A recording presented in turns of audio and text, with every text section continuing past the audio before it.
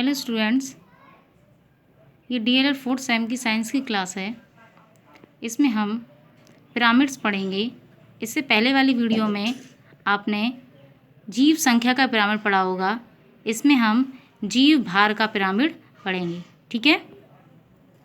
पारिस्थितिकी तंत्र के प्रतिकारी क्षेत्रफल में उत्पादक तथा उपभोक्ताओं के जैविक भार को दर्शाने वाले पिरामिड को जीव भार का पिरामिड कहते हैं। ठीक है।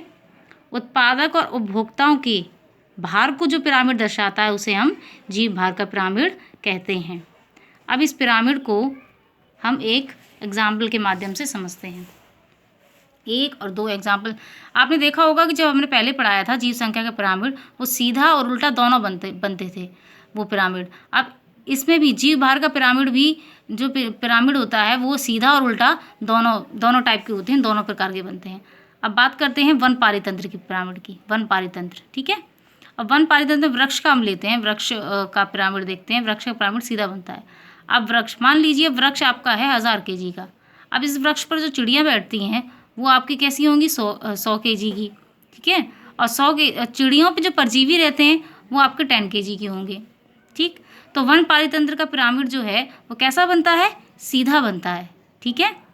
अब इसके जस्ट अपोजिट या उल्टा आपका समुद्र पारितंत्र का पिरामिड होता है। अब समुद्र पारितंत्र के पिरामिड में जो डायटम्स या फाइटोप्लैंक्टन्स होते हैं वो कितने होते हैं, 10 kg के। 10 kg मतलब लगभग माना है 10 kg के होते होंगे। और जो इन डायटम्स को मछलियाँ खाती हैं वो आपकी 100 kg की। और जो छोटी छोटी मछलियाँ होती हैं उनको जब बड़ी मछली खाती है वो आपकी कितनी हो गई, 1000 kg की। ठीक है। तो समुद्र पारितंत्र का जो पिरामिड बनता है वो कैसा बनता है, उल्टा बनता है।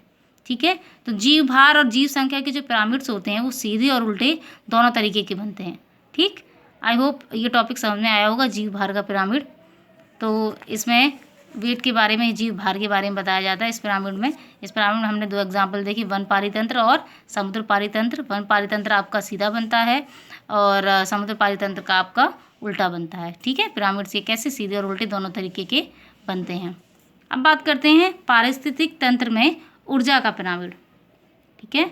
तो ऊर्जा का पिरामिड क्या होता है, खाद्य कड़ी के प्रत्येक स्तर पर उपभोक्ता केवल 10% ऊर्जा को अपने शरीर द्रव्यमान में रूपांतरित करता है। अतः किसी भी पारिस्थितिक तंत्र के मूल उत्पादकों में सर्वाधिक ऊर्जा होगी तथा प्रथम द्वितीय श्रेणी के उपभोक्ताओं में ऊर्जा की मात्रा क्रमशः कम होती जाएगी। अतः ऊर्जा का पिरामिड सदैव सीधा बनता है। ठीक है। तो इस ऊर्जा के पिरामिड में ये बताया है कि एक उपभोक्ता से दूसरे उपभोक्ता या उत्पादक से उपभोक्ता में, उपभोक्ता से द्वितीय उपभोक्ता या द्वितीय उपभोक्ता से तृतीय उपभोक्ता में जो आपकी 10% ऊर्जा है वही स्थानांतरित होती है, वही ट्रांसफ़र होती है। ठीक है। और ये एक नोट करने वाली बात है कि जो ऊर्जा का प्रवाह है वो एक दिशीय होता है वो। ठीक है। एक दिशा में ही काम करता है ऊर्जा का प्रवाह। अब इसमें हम देखते हैं ऊर्जा। अब ये भी नोट करने वाली बात है कि ऊर्जा का पिरामिड हमेशा सीधा ही बनता है। ठीक है। चाहे वो वन पारितंत्र का हो या जलीय पारितंत्र हो, ठीक है, या किसी भी पारितंत्र का हो, वो पिरामिड कैसा बनेगा, हमेशा सीधा बनेगा।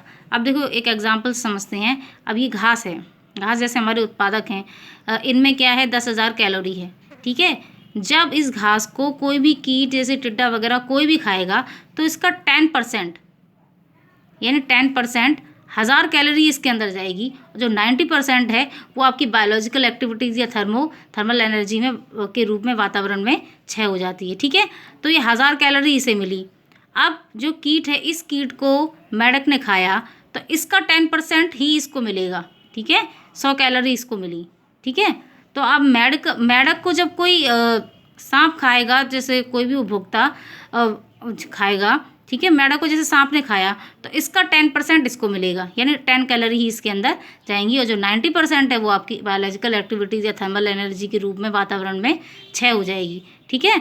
तो इस तरीके से जो ऊर्जा का पिरामिड है वो आपका कैसा बनता है, सीधा बनता है और 10% जो ऊर्जा है वो एक उपभोक्ता से दूसरे उपभोक्ता में स्थानांतरित होती रहती है। यही आपका ऊर्जा का पिरामिड, मतलब ऊर्जा का पिरामिड यही कहलाता है। ठीक है, तो ये जो नियम है 10% का नियम, ये आपका लिंडेमान जो साइंटिस्ट थे उन्होंने दिया था, और इस नियम को 10% का नियम या लिंडेमान का नियम भी हम कहते हैं। ठीक है, तो ऊर्जा का जो नियम पिरामिड है, या इसे लिंडेमान के नियम के रूप में भी पूछ लिया जाता है कि लिंडेमान का नियम क्या है या 10% का नियम क्या है। तो आपको इस उदाहरण के माध्यम से समझाना होगा कि कैसे ऊर्जा स्थानांतरित एक उपभोक्ता से दूसरे उपभोक्ता में स्थानांतरित होती है। ठीक है, और ये जो पिरामिड है वो कैसा बनता है, हमेशा सीधा बनता है। ठीक है, तो आज ये आपका जो फर्स्ट चैप्टर है पारिस्थितिक तंत्र वो पूरा ख़त्म होता है। जो पिरामिड थे वो भी आज पूरे ख़त्म हो गए हैं। ठीक है, तो मिलते हैं नेक्स्ट वीडियो में नेक्स्ट चैप्टर के साथ।